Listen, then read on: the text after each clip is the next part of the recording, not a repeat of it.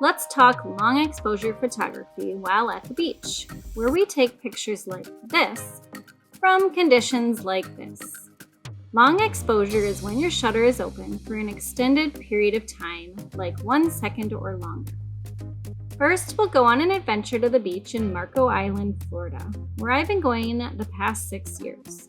The ocean is a great place to practice long exposure photography.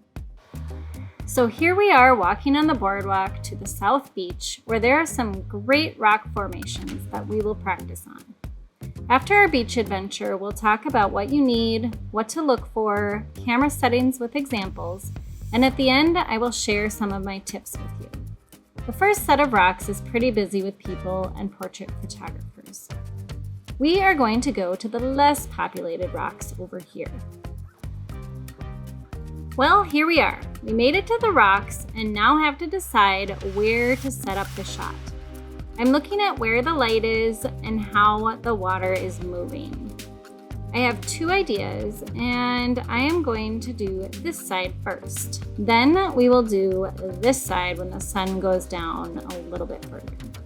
The waves are really crashing here, so I decided to try different shutter speeds to capture the waves. If you want to stop the waves, you want a faster shutter speed like here, 1/500th of a second. This one is a little closer and I changed the aperture, but the shutter is the same. The next shot here is I kept the aperture and changed the shutter speed as well as zoomed in a bit. This last shot, I had to change the aperture because I made the shutter a lot longer. The sun was going down further, so I decided to switch to the other side and see what I could get. When you have the shutter open longer, you have to sit there for a bit. So be patient and try some different things to get the desired outcome. I really like long exposure because it adds a magical, mystical feel and creates a more simple, minimalistic vibe. I feel like it adds more emotion to the scene too, like here. I first tried 13 seconds and then I went to 20 seconds. So let's take a look at some of the images I created from this spot. Since the sky was still pretty bright and I wanted a 30-second exposure, I had to add my 10-stop filter here. The sky was really getting golden, so I zoomed out and kept the same settings, but you can see depending on the light, it can have a different look. I started walking back to be done for the night and I had to stop and capture the hotels on the beach at night. I wanted to utilize the reflection of the tide pool on the beach. That wraps up our adventure on the beach. The next thing we will talk about is what you need for long exposure photography. You'll need a tripod because you can't handhold it when you get to the shutter speeds more than 1/50th of a second. Your camera will need to have the capabilities to change shutter speed and make other manual adjustments. You'll also need a lens. The focal length on your lens doesn't matter as much, but I would suggest one with a large aperture like 2.8 or bigger. This will be needed especially for astrophotography. You can use a shutter release, or what I like to do is put on my 2-second timer. This is to avoid camera shake from pressing the shutter button. If you're taking photos during the day, you will need an ND filter, which is a neutral density filter.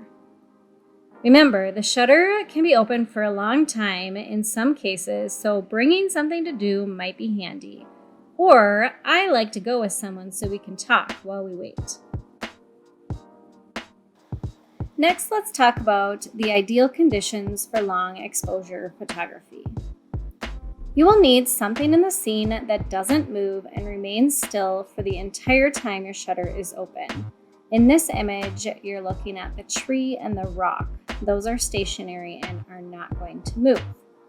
Then you will need something that does move, like water, clouds, light, or cars. In this image, that would be the water and the clouds. They are moving. So depending on how long you have your shutter open, you'll want something that is moving fairly quickly. The more it's moving or the faster it's moving, the softer and smoother look you will achieve. Next, let's talk about camera settings. You'll want to be on manual mode because you want to set your shutter speed first and then adjust the other things as you see fit. You'll want to be in RAW. You'll turn off the image stabilization because you're on a tripod, so you don't need it. I like to use a 2-second self timer. You can also use a shutter release, and then you'll have to be in manual focus. The autofocus doesn't really work well when you have your shutter speed open for that long. Those were some of the basic camera settings, so let's look at some examples. The first example is one that you've seen earlier. This is ISO 100 f11 with a 20-second shutter speed at 61 millimeters, and I did use a 10-stop filter. This one here is f16, 4 seconds at 60 millimeters, and then the ISO is at 100. I didn't have a tripod for this image. I was actually on the pier and I used the handrail as my tripod, which worked pretty well.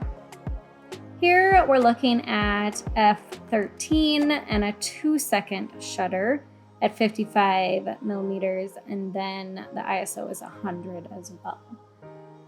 Here is f14 for 5 seconds. You can see the water movement, the direction of the water, which I like this image for. We're looking at a 15-second shutter speed at f14 and a 45 millimeters at ISO 100. You can see in the corner, the upper corner there, that there must have been a boat going by. You can see the blue light. Now here is more astrophotography, so your ISO is going to be much higher. This is at 1000 ISO, and then the aperture is at 2.8 for 20 seconds. And you'll also want a wider lens at 15 millimeters for astro in particular. So let's go into some tips. If you are shooting during the day, you will have too much light. So you have two options. One, you come back and shoot when it's darker at either blue hour or at night, like here. Or two, you add a neutral density filter.